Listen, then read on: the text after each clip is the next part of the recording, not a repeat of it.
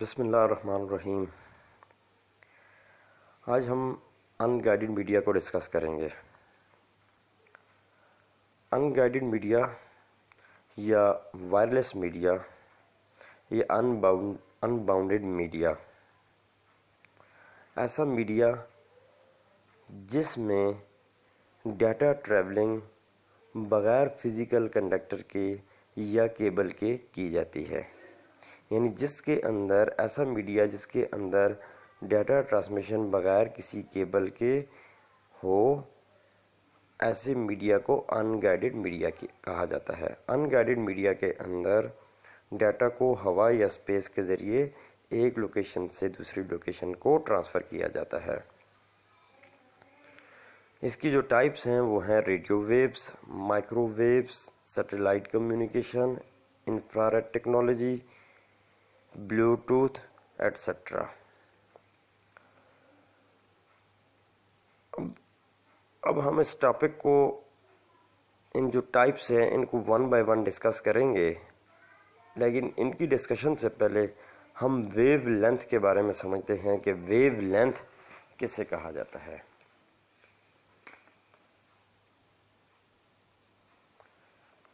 आप ऊपर वाली एग्जांपल में देख सकते हैं, ये जो ऊपर जो एरिया है वो वेव लेंथ, जो आपको शॉर्टर वेव लेंथ नज़र आ रही है और नीचे आपको लॉन्गर वेव लेंथ नज़र आ रही है। तो ये जो हिस्सा है इसको वेव लेंथ कहा जाता है। एक शॉर्टर वेव लेंथ है, एक लॉन्गर वेव लेंथ है, जो आपको डायग्राम के ज़रिए समझाई गई है। क्योंकि कुछ हमारी जो टेक्नोलॉजी है वहाँ पे शॉर्टर वेव लेंथ यूज़ होंगी, कहीं पे लॉन्गर वेव लेंथ यूज़ होंगी।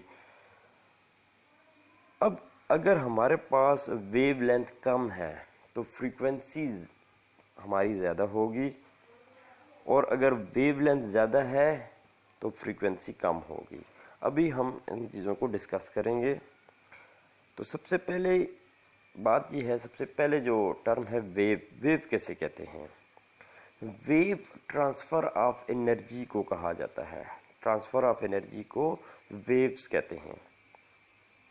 उसके बाद है जी इलेक्ट्रोमैग्नेटिक वेव्स। इलेक्ट्रोमैग्नेटिक वेव्स या इलेक्ट्रोमैग्नेटिक फील्ड जो है वो क्या होते हैं? इलेक्ट्रोमैग्नेटिक वेव्स वो वेव्स जो इलेक्ट्रिक और मैग्नेटिक फील्ड की वजह से जनरेट होती हैं, उन्हें इलेक्ट्रोमैग्नेटिक वेव्स कहा जाता है। अगर हम बात करें सबसे जो कम वेवलेंथ है, सबसे जो कम वेवलेंथ है वो गामा रेज में होती हैं।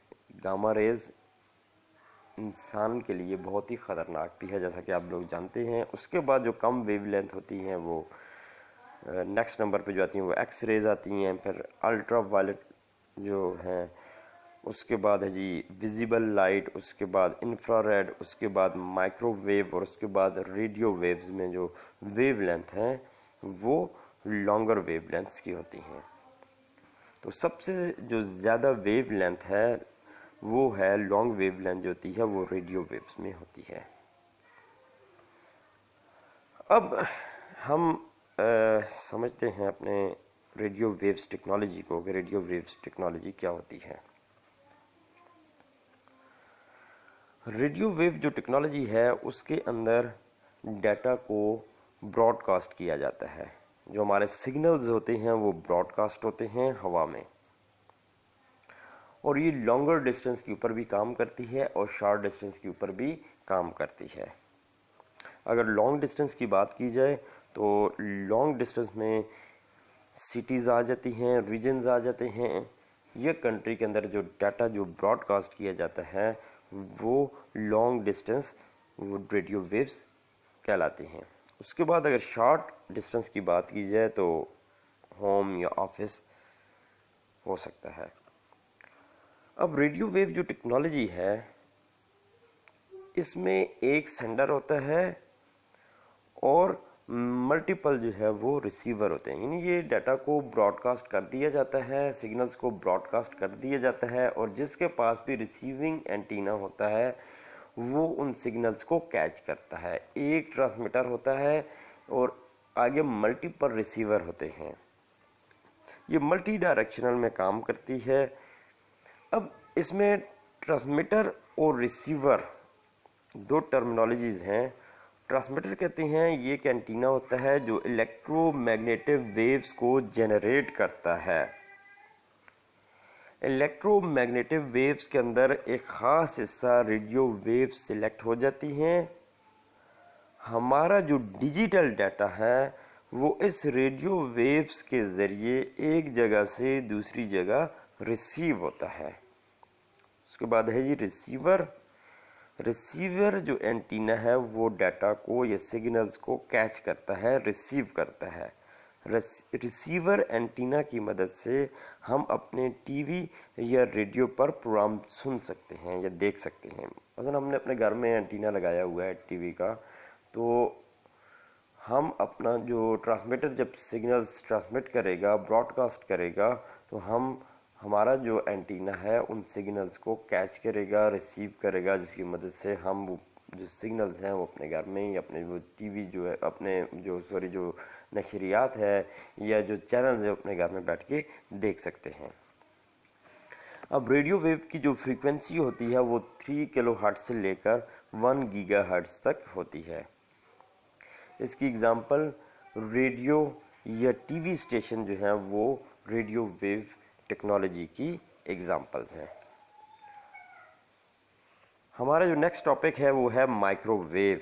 माइक्रोवेव टेक्नोलॉजी के अंदर हाई फ्रीक्वेंसी यूज होती है। Higher frequency as compare to the radio waves travel होती है। इसके अंदर जो है वो फ्रीक्वेंसी जो है वो 1 गीगाहर्ट्ज से लेकर 300 गीगाहर्ट्ज तक होती है। ये लाइन ऑफ साइट कम्युनिकेशन को फॉलो करती है। इसकी जो वेव लेंथ है वो 1 मीटर से लेकर 1 मिलीमीटर तक होती है। इसकी जो स्पीड है वो 16 गीगाबिट पर सेकंड या इससे भी ज़्यादा होती है।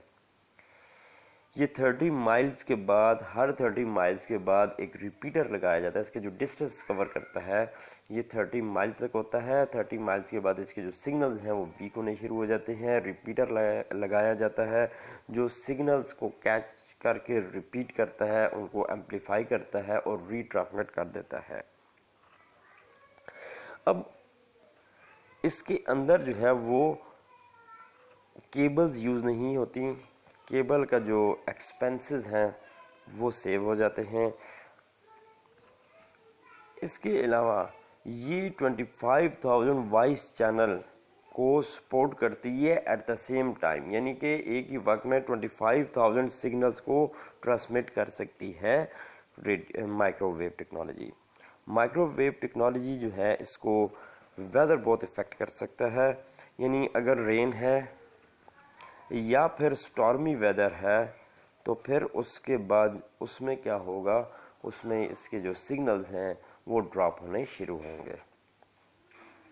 हर 25 से 30 किलोमीटर के बाद इसमें रिपीटर लगाया जाता है ताकि सिग्नल्स को रिपीट किया जा सके, सिग्नल्स को एम्पलीफाई किया जा सके, क्योंकि सिग्नल्स वीक होना शुरू हो जाते हैं।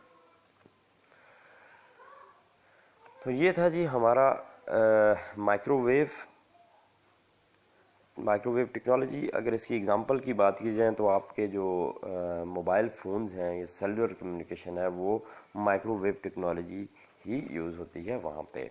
माइक्रोवेव टेक्नोलॉजी के अंदर हमने डिस्कस किया था कि लाइन ऑफ साइट कम्युनिकेशन को फॉलो करती है। लाइन ऑफ साइट कम्युनिकेशन ये है कि जहाँ तक हमारी जो है इसका दूसरा एंटीना, हम एक टावर लगाते हैं और दूसरा टावर जो लगाते हैं वो देखते हैं कि हमारी जो जहाँ तक हद निगाह है, जहाँ तक हमारी जो आँख काम करती है, हमारे जो निगाह हमें जो पड़ती है, जहाँ तक ये नज़र आता है, उसके बाद जो है जहाँ पे नज़र आना ख़त्म होता है वहाँ पे हम जो है इसको लगाते हैं, यानी कि लाइन ऑफ साइट।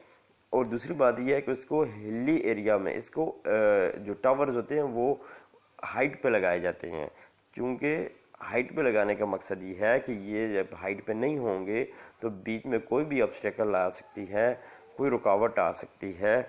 जब कोई रुकावट आएगी तो इसके जो सिग्नल्स है वो पास नहीं हो सकेंगे। उसके बाद जो है वो है इंफ्रारेड टेक्नोलॉजी। इंफ्रारेड टेक्नोलॉजी जो है ये शॉर्ट रेंज के ऊपर काम करती है, वायरलेस टेक्नोलॉजी है, वायरलेस कम्युनिकेशन है, डाटा को वायरलेसली एक लोकेशन से या एक डिवाइस से दूसरी डिवाइस की तरफ ट्रांसमिट किया जा सकता है। इसके अंदर इसकी जो डाटा रेट है, इसकी जो स्पीड है वो 100 kbps से लेकर 4 MB तक होती है। अगर हमने अपने मोबाइल से दूसरे किसी लैपटॉप में डाटा को ट्रांसमिट करना है तो इंफ्रारेड टेक्नोलॉजी की मदद से हम डाटा को ट्रांसमिट कर सकते हैं। इसके अलावा जो आप लोगों ने टीवी और रिमोट कंट्रोल, वहाँ पे भी इंफ्रारेड टेक्नोलॉजी यूज़ होती है।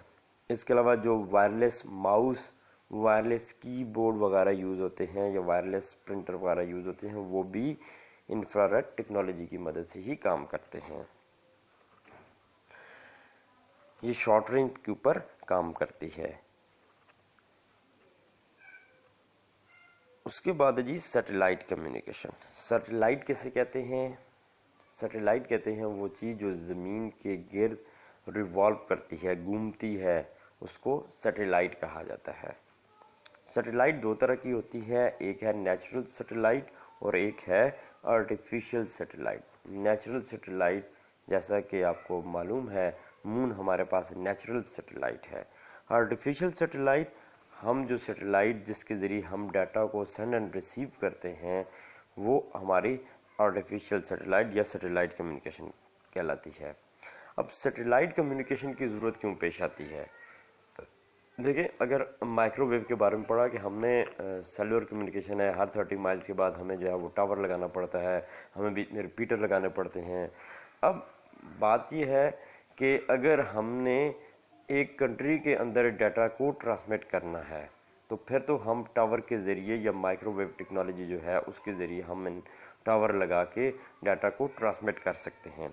लेकिन अगर हमने अक्रॉस द कंट्री, अगर हमने किसी दूसरे मुल्क में या यूएस में, यूके में या किसी और मुल्क में डाटा को या सिग्नल्स को ट्रांसमिट करना है या सेंड एंड रिसीव करना है, तो फिर हम क्या करेंगे? फिर हम सैटेलाइट कम्युनिकेशन का इस्तेमाल करेंगे, क्योंकि फिर उस वक्त जो टावर्स हैं वो लगाने ऑलमोस्ट इम्पॉसिबल हो जाते हैं, बहुत मुश्किल हो जाते हैं। उसके लिए फिर हमें सैटेलाइट कम्युनिकेशन की ज़रूरत पड़ती है। सैटेलाइट कम्युनिकेशन के अंदर एक अर्थ बेस्ड स्टेशन होता है, यहाँ से सिग्नल जाते हैं स्पेस में वहाँ पे सिग्नल जो है वो एम्पलीफाई होते हैं और एम्पलीफाई होके ब्रॉडकास्ट कर दिए जाते हैं, ज़मीन पर फिर भेज दिए जाते हैं। जब अर्थ बेस स्टेशन से हम सिग्नल्स भेजते हैं, ट्रांसमिट करते हैं, तो इसे अपलिंकिंग कहा जाता है। जब वापस जो है वो स्पेस से सिग्नल्स वापस जो है वो अर्थ पे आते हैं तो इसे डाउन लिंकिंग कहा जाता है। स्पेस हमारी जो है आजकल यही टेक्नोलॉजी यूज़ होती है। जीपीएस, ग्लोबल पोजीशनिंग सिस्टम है, या हमारे इंटरनेट है, आजकल सैटेलाइट कम्युनिकेशन ही इसके अंदर जो है वो हमारी सैटेलाइट कम्युनिकेशन ही यूज़ हो रही होती है। आजकल हम जीपीएस सिस्टम या इंटरनेट सिस्टम के अंदर सैटेलाइट कम्युनिकेशन ही यूज़ करते हैं, यानी सैटेलाइट कम्युनिकेशन के ज़रिए ही हम जीपीएस टेक्नोलॉजी को यूज़ कर सकते हैं या इंटरनेट को यूज़ कर सकते हैं या यूज़ करते हैं। ये ज़रूरी नहीं है कि इंटरनेट के लिए सैटेलाइट कम्युनिकेशन हो। इंटरनेट को सैटेलाइट कम्युनिकेशन के ज़रिए हम इंटरनेट को भी यूज़ कर सकते हैं, ग्लोबल पोजीशनिंग सिस्टम को भी यूज़ करते हैं। इसका जो ज़मीन से जो डिस्टेंस है वो 22,000 या 22,300 माइल्स जो है वो अबव द अर्थ होता है, यानी ज़मीन से इसका जो फासला है स्पेस का वो है 22,300 माइल्स। स्पीड, जैसा कि आप सबको पता है कि इसकी जो स्पीड है बहुत फास्ट होती है, लेटेस्ट टेक्नोलॉजी है।